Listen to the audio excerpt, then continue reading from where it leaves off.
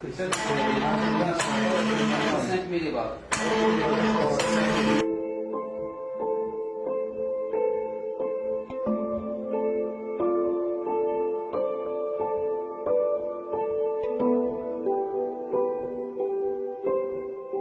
مراد محمد بن عثمان دكتور en génie biomédical. رحنا اليوم هنا par l'appel de la GATEC et en collaboration avec le CDTA et aussi l'université de Tübingen. Nous sommes ici aujourd'hui pour développer un respirateur artificiel vu la situation d'urgence que connaît notre pays et vu que le nombre de respirateurs artificiels sera en manque lorsque la vague de l'épidémie sera à son pic en Algérie.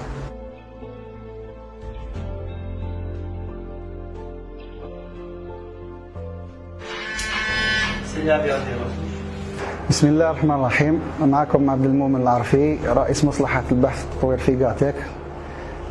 جاتك هي شركة مختصة في الكهرباء عموما في الجيني إلكتريك، وعندنا فرع التطوير، وهذا فرع التطوير يتكون من 5 فروع: فرع في الميكانيك، وفرع في الإلكترونيك المحمولة، وفرع في الإعلام الآلي. وتعاوننا مع CDTA ومع جامعة عين تيموشنت فجو مختصين في البيوميديكال، وتعاوننا حتى مع مختصين في البلاد مختصين في الريانيماسيون في الإنعاش، فادونا بزاف باش يعني اجتمعنا جميعا باش نحققوا هذا الجهاز، هذا تصميم الجهاز، يعني حتى باش نكونوا في الصورة اللي حيعاون هذو الناس اللي وقعوا في كورونا، اللي وقعوا في اضطراب تنفسي، يعني حيعاونهم بزاف.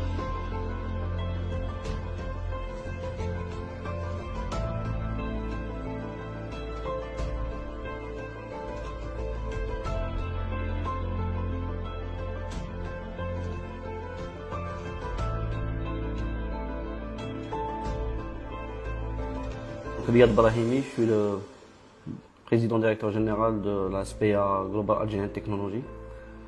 Nous avons décidé le 16 mars au soir de prendre l'initiative en co-développement avec le CDTA du respirateur artificiel à développement 100% algérien. Tous les pays se sont retrouvés à partir de cette date-là, à cause de la situation sanitaire du monde, se retrouvent dans une situation de quasi-embargo. Donc nous avons pris cette initiative. Nous remercions déjà tous les acteurs qui nous ont aidés dans cette démarche, à savoir les universitaires algériens, plus d'une dizaine de réanimateurs, des personnes, des Algériens d'ailleurs dans le monde, dans la diaspora algérienne, et puis tout le monde qui nous aura aidés. Le but, alhamdoulilah, une première étape a été franchie aujourd'hui, à savoir le dispositif, le premier prototype est opérationnel et prêt à être industrialisé.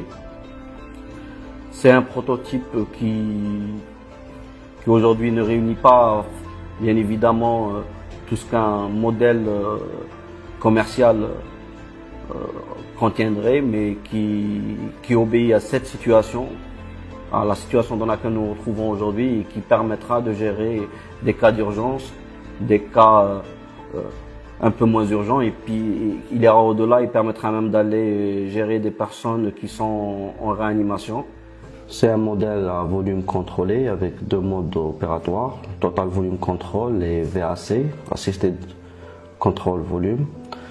Les médecins réanimateurs agiront comme sur un modèle classique commercial sur les mêmes paramètres, à savoir le temps plateau, la fréquence, le temps d'insufflation, le FiO2, etc. La deuxième étape qui débutera Inch'Allah dès demain, ce sera la validation de nos travaux par les organismes sanitaires.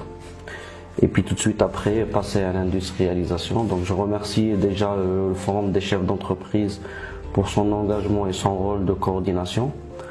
Dans la commission d'ailleurs que je préside au sein du Forum Recherche et Développement et Université, nous allons tout de suite entamer une démarche de mobilisation de la totalité de nos membres. Plusieurs se sont d'ores et déjà manifestés avec le soutien de l'État et des organismes de notre chère patrie pour que rapidement nous puissions délivrer des respirateurs d'une façon complètement gratuite à nos hôpitaux, aux patients algériens et aux Algériens d'une façon générale.